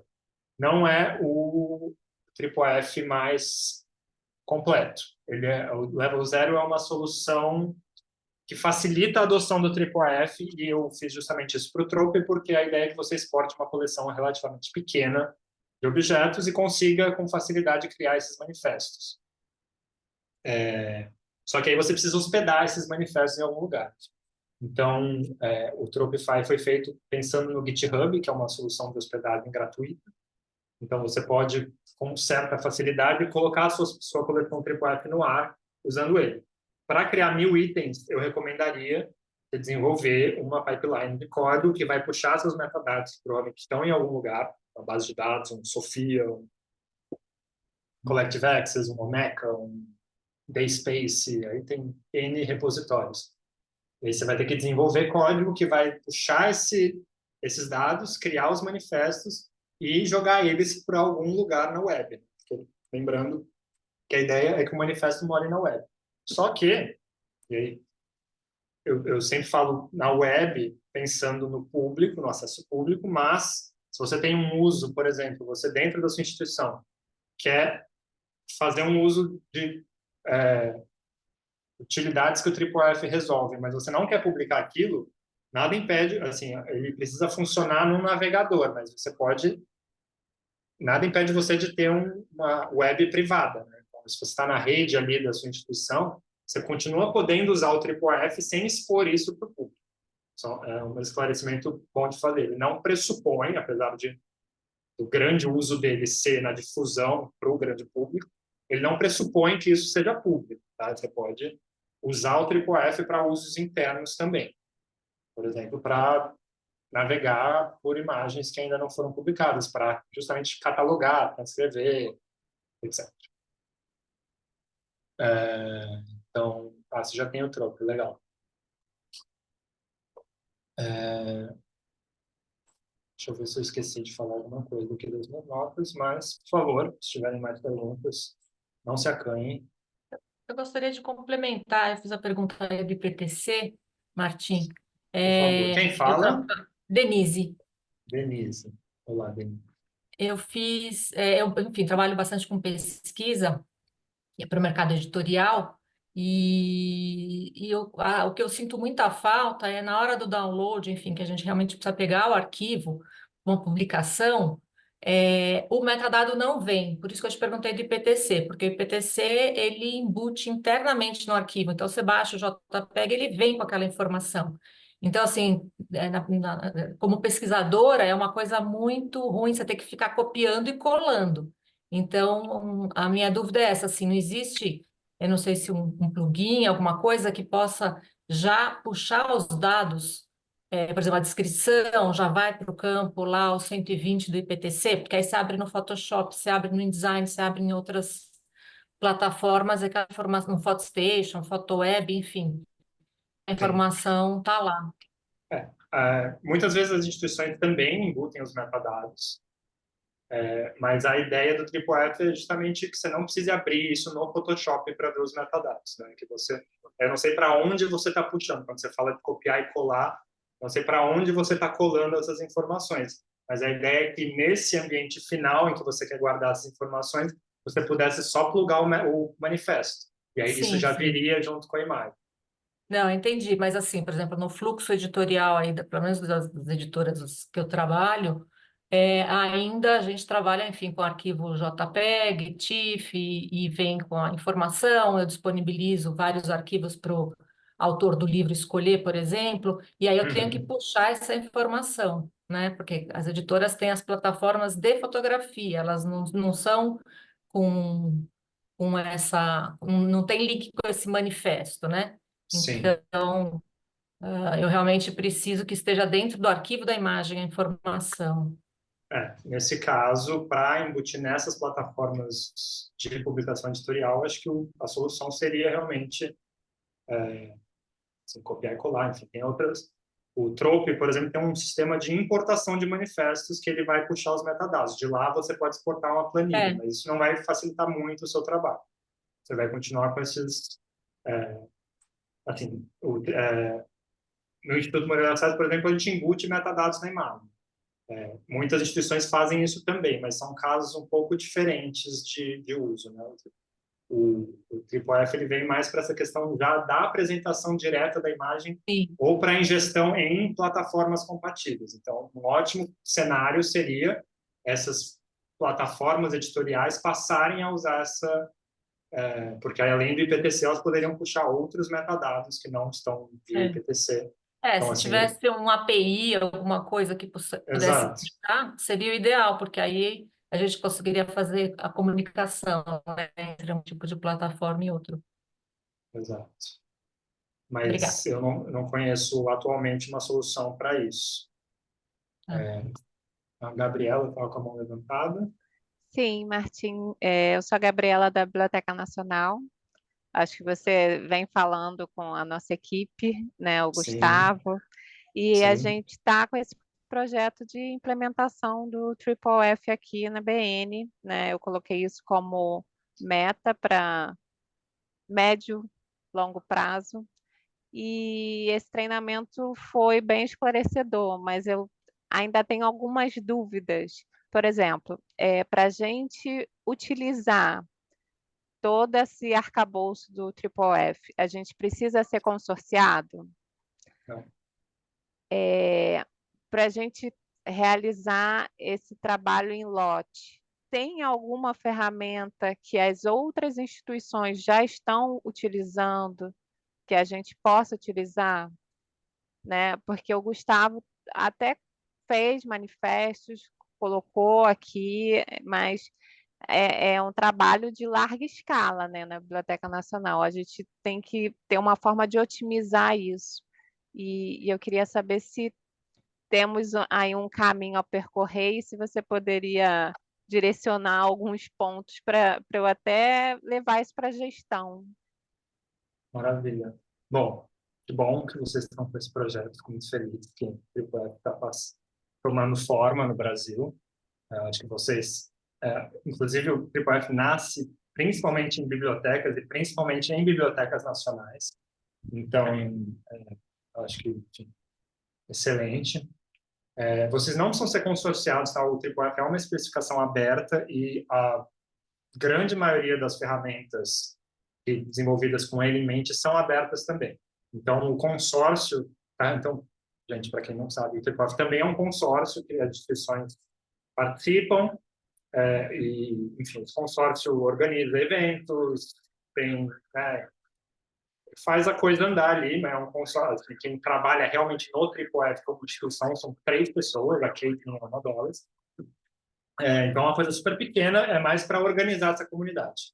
E aí, obviamente, que isso exige recursos, né, para eventos, etc. Então, tem uma contribuição lá anual e tal. Mas, não, para usar o Triple F é uma especificação aberta, as soluções são quase todas abertas também. Existem soluções proprietárias que são compatíveis, mas que não pressupõem você pagar o consórcio. Então, nesse sentido, não. Em relação às soluções para a criação de manifestos, o que eu posso compartilhar com vocês, e é um link muito útil, é esse repositório chamado Triple F Incrível, que eu vou colocar aqui no chat. Ele é um repositório de ferramentas de todos os tipos. Então, vai desde servidores de imagem até as ferramentas de navegação guiada que eu mostrei aqui. Então, ele busca ser uma lista assim, mais ou menos exaustiva de tudo que tem sido feito pela comunidade para trabalhar com o Triple F. Lá, por exemplo, vão ter soluções de criação de manifestos. Só que é difícil ter uma solução assim pronta, porque os dados estão sempre em sistemas diferentes, que têm formas de comunicação diferentes, os metadados estão organizados de maneiras diferentes. Então, é difícil ter uma solução assim, plug and play. O que eu posso sugerir, eu acredito que seja, então, aquilo que interessa para esse caso seria, eu acredito, principalmente, essas bibliotecas de API de apresentação. Então, a API de apresentação é a do manifesto. Existe a API de imagem, eu não entrei em detalhes técnicos aqui, mas, enfim, existe uma diferenciação ali dentro.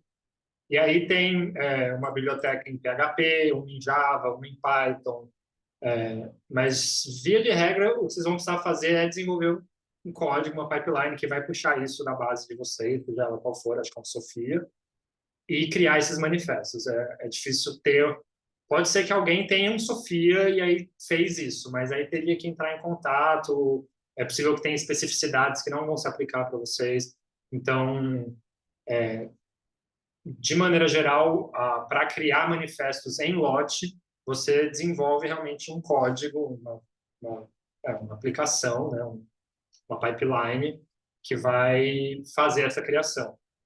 Enfim, a gente pode falar mais sobre isso em outra situação, mas não existe Sim. muito um lugar assim, pluga aqui seu Sofia e ele vai gerar. Poderia, aí, novamente, nessa comunidade, pode ser que o Sofia talvez já não tenha tanta adoção, ou não tenha tanto interesse, mas geralmente o que acontece é que tem já sistemas que nascem com suporte ao IIIF embutido. Sim.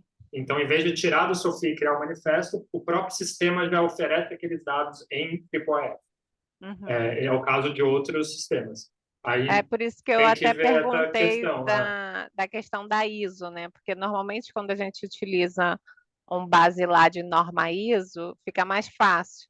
E o arquivamento da web que você citou, o Internet Archives, eles usam, né, uma norma ISO e o arquivo WORK. Então, no caso, eu ia até perguntar, o manifesto seria o equivalente ao arquivo WORK, mas eu vi que não, né? Não. É um pouco, né? Como se fosse o Marx em XML também. No É, final, é é um porque arquivinho. é um Exato, só pacote que com ele várias. também. Exato, só que ele já vai juntar as imagens, a paginação, as anotações, enfim. Mas não deixa de ser um equivalente, assim. Tá. É um pacotinho. Mas é isso, para criar manifestos em lote, ou você adota uma plataforma que já é compatível, que já faz esse trabalho para você, ou você Aham, desenvolve código que vai fazer esse trabalho. tá. É Mas difícil ter aí, uma solução por exemplo, pronta. você saberia fazer isso, ou Sim, alguém sim, da comunidade poderia fazer. Então, a gente exato. precisa conversar melhor sobre isso. Não, é exatamente o que eu fiz para o Imagine Rio. A gente tinha as imagens do Uhum, Instituto e a gente precisava criar esses manifestos em lote, né? Não é um volume tão grande quanto vocês têm, eram 4.000 imagens, mas aham. também não dava para fazer na mão. Então, foi justamente esse processo de tirar da nossa base, formatar, criar o manifesto e botar online. É. Os meninos até fizeram aqui, mas eu vejo que tem alguma coisa que teria que otimizar. Então, de repente, está faltando Sim, esse alinhamento para melhorar o fluxo. Obrigada, Martim. nada. Eu ia dizer que me parece ser o caso de uma solução sob medida.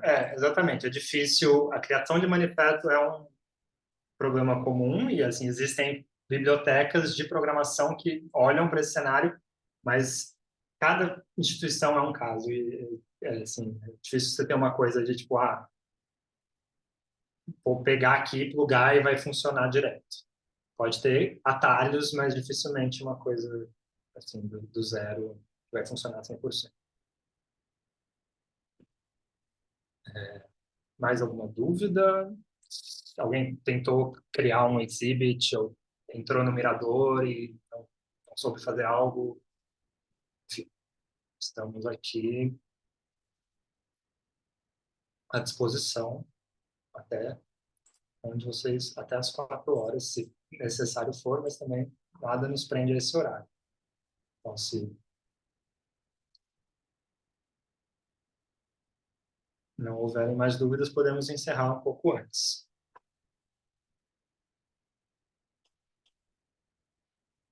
Eu vou mostrar só Eu tenho esse uma repositório. dúvida, Martim. Ah, Eu fale. não conheço, mas eu tenho ouvido falar bastante da plataforma Tainacan, que tem sido usada por alguns acervos, né? Uhum. Existe alguma conversa entre as duas plataformas ou não? Como é que é? Então, Tainacan é um repositório brasileiro, né, baseado no Isso. WordPress. Ele é a base do Brasiliana Museus, inclusive, que é esse agregador que eu mostrei agora. Ele, vou te falar que eu não estou atualizado até o último minuto. Eu sei que uma das pessoas que trabalhou no desenvolvimento, que é o Léo Germani, é uma pessoa antenada em Triple F, ele não está mais ligado ao Tainacan. Eu acredito que não exista nada pronto, mas é possível, assim. Eu acho que existem as ferramentas, eu acho que ele tem uma API da qual você poderia puxar esses dados e desenvolver alguma coisa. Eu acho que não existe hoje um plugin Tainacan Triple F. Eu posso até me informar mais, mas eu acredito que eu teria ouvido falar a respeito, mas posso estar sendo prepotente. Obrigada. Inclusive, Boa a gente já tarde, é fez Camila, esse... tudo bem? Oi. Só para falar do Tainacan, né? Eu usei o Tainacan numa instituição ano passado e até pelo menos o final do ano passado não tinha essa opção ainda do IIIF. Mas eles sempre estão em constante atualização, né? Como o Martim falou, então pode ser que no futuro. Eu acho que, assim, até eu, como desenvolvedor, vendo a expansão do Tainacan, né, principalmente via a Brasiliana Museus, talvez sente para fazer isso em algum momento. Eu acho que vai ser um uso interessante, assim, acho que vai ter bastante utilidade. Mas hoje eu acredito que não exista nada pronto. Mas é ótimo saber dessa demanda, por exemplo, também, da demanda de plataformas de publicação editorial, que é um uso que, na verdade, eu nem tinha pensado, não é o uso primeiro que a gente tem, né, em mente quando faz Triple F, mas realmente eu acredito que seja bastante comum essa necessidade de puxar esses metadados para a plataforma de publicação. No caso do editorial que eu comentei, seria realmente para o arquivo, né? Para dentro das imagens. Isso, se Sim. existisse, envolver seria maravilhoso.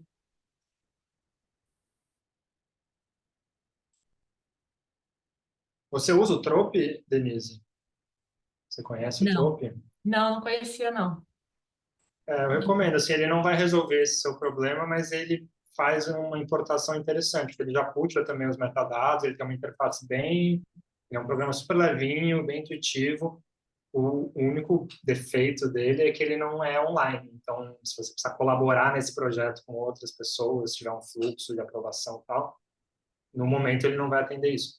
Mas pensando em gestão de imagens, de metadados, ele faz, entre outras coisas, exatamente isso. Você importa as imagens, ele já puxa os metadados PTC, te dá uma interface, porque o Photoshop e tal, o design, eles não te dão uma interface de gerenciamento desses objetos, né? Você vai ver uma imagem por Desculpa, vez, falhou. de gestão, eu falei gerenciamento, gestão. Então, assim, Ah, o Trope é por legal isso que para eu uso você... PhotoStation e PhotoWeb, justo para poder, porque é um dano, né? Sim, exato. O Trope não deixa de ser um Dan também. Mas o que acontece é isso, no dia a dia tem que ficar copiando e colando, quer dizer, tanta tecnologia e eu me vejo copiando e colando. É surreal. O Lightroom tem esses recursos também. O Lightroom também já começa a ter usos mais de tratamento de imagem. Tudo bem, que também tem essa coisa de organização, né, por tags e tal, mas ele já começa a ser um megazord que resolve outros usos também, além da gestão só das imagens, que ele já também tem coisa de tratamento, de saída de imagem. O Trope, eu sou um pouco defensor do Trope, assim, que eu acho ele muito simpático.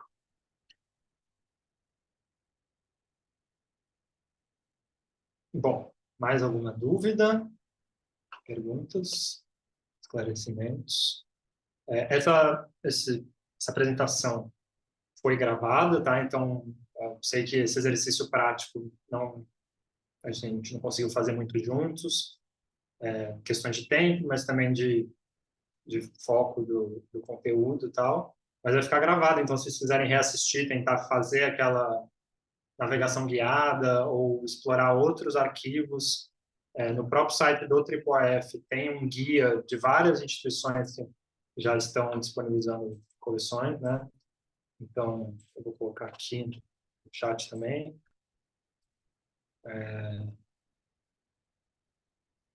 E aí, acho que a graça é realmente explorar esse mundo, né? Entrar nesses repositórios, buscar esses manifestos e ir mexendo com isso, né? Colocar no mirador. E aí, obviamente, que tem que ter um cenário, né? Tem que ter uma pesquisa, alguma coisa que interesse a cada um de vocês, um tema específico, uma coleção específica, etc. Posso tirar uma última dúvida, Martim? Por favor. No IPTC, recentemente, foram definidos os campos para acessibilidade, né?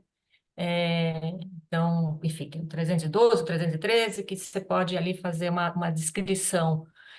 E agora, enfim, está nesse processo aí dos browsers começarem a ler esses campos, para poder realmente, quando você põe a foto ali numa página, já ter a descrição ali automática. Como é que é isso pro 3IF? Então, o IIIF, eu vou até confirmar uma informação que eu vou te dar aqui, porque eu não tenho certeza disso.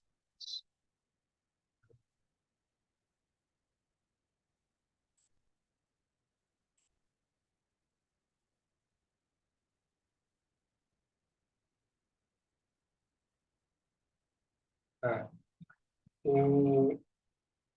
Então, o IIIF não tem, assim, então, novamente, né, ele é baseado em larga escala em cima da especificação do W3C, que é uma especificação da web em geral. E então ele não tem nada específico dele que trate de acessibilidade. Mas, por exemplo, um dos tópicos de interesse da conferência desse ano, que vai ser em junho, é justamente a acessibilidade. Então, acredito que é uma coisa que também está começando a ser discutida. Atualmente, assim, não tem um campo específico, uma forma específica de acessibilidade em termos de IIIF ainda era muito nessa coisa da internacionalização do que, por exemplo, pessoas com deficiência visual ou etc. Então, eu diria que hoje não existe algo específico do IIIF que abarque os usos, mas que é algo que está na mesa, inclusive, talvez em junho tenha novidades a respeito. A versão atual da especificação é a 3, a 4 está sendo redigida, então também é possível, né, junto com a questão, por exemplo, do 3D, que é uma coisa que ainda é meio gambiarra, mas que está sendo cada vez mais incorporada na especificação, a acessibilidade é possível que se torne também um dos temas de avanço, né, da especificação.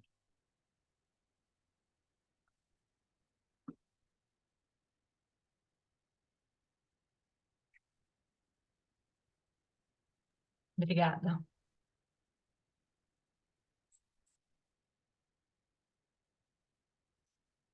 Bom, não houverem mais perguntas, entendo que não. Então, gostaria mais uma vez de agradecer a presença de todas e todos, presença e interesse. Enfim, a gente não teve muito tempo também para apresentações.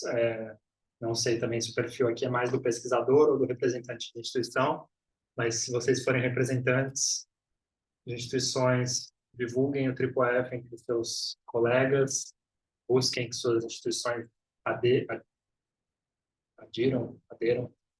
a essa tecnologia. Acho que tem muito a ganhar. Se você é um pesquisador, divulgue isso entre seus pares, porque as suas pesquisas podem ficar mais fáceis, mais completas, mais sofisticadas, principalmente em termos de apresentação, né, que é um pouco aí na veia da divulgação científica, né, de pesquisa as coisas, justamente para poder comunicar isso, mostrar para o público em geral, público não especializado, por exemplo. E a web é, por excelência, por natureza, o lugar hoje em dia de se fazer isso. Então, meu e-mail está na apresentação, o link está aqui no chat. Espero que vocês tenham guardado o link, porque sei lá, as informações estão todas lá. Uma vez que a gente fechar esse chat aqui, a gente perde um pouco. Mas, enfim, meu nome é Martin Patos, eu trabalho no Instituto Moreira Salles, se precisarem, me inscrevam. E é isso. Muito obrigado e até uma próxima oportunidade.